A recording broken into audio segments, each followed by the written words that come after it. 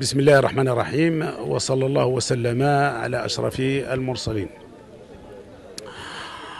كما تتبع الجميع وكما يعرف الجميع،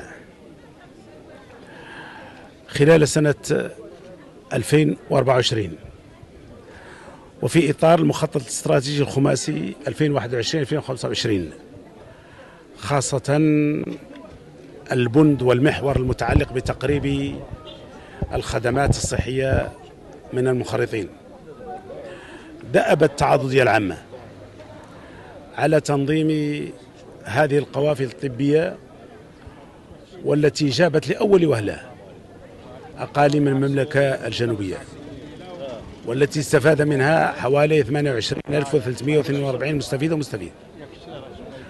هذا الأثر الإيجابي الذي خلفته، وهذه الأصداء الإيجابية التي خلفتها هذه القافلة، جعلتنا نطمح إلى استكمال هذا المسار، وبالتالي التفكير في القيام بحملات طبية أخرى، طبعا بناء على إلحاح مندوبين ومنتخبين بهذه الأقاليم الشمالية، وفي إطار التنسيق أيضا والمشاركة والتعاون الغير مشروط لوزارة الصحة والحماية الاجتماعية. ويجب أن نستغل هذه المناسبة لأتقدم بالشكر الجزيل لهذه الوزارة التي ما فتئت تقدم لنا الدعم القوي والكبير من أجل إنجاح هذه المبادرات.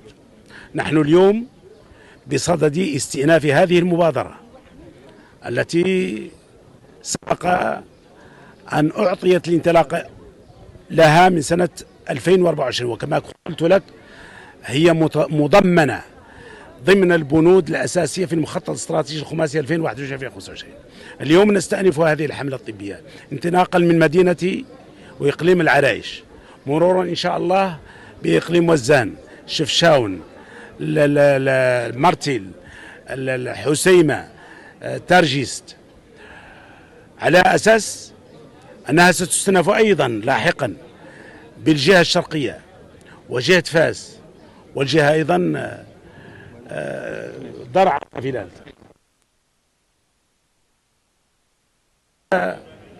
وكالعادة تشمل العديد من التخصصات، ويشرف عليها طاقم طبي متخصص جامعي على مستوى عال،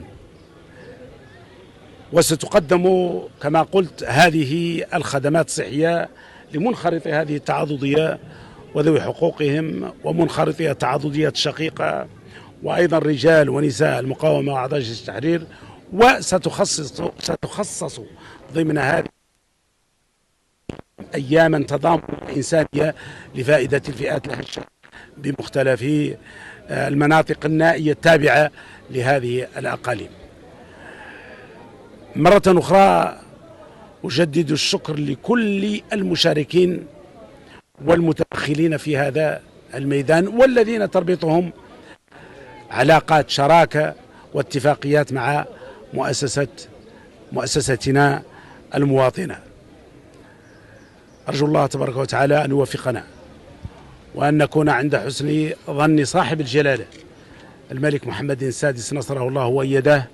والسلام عليكم ورحمة الله تعالى وبركاته.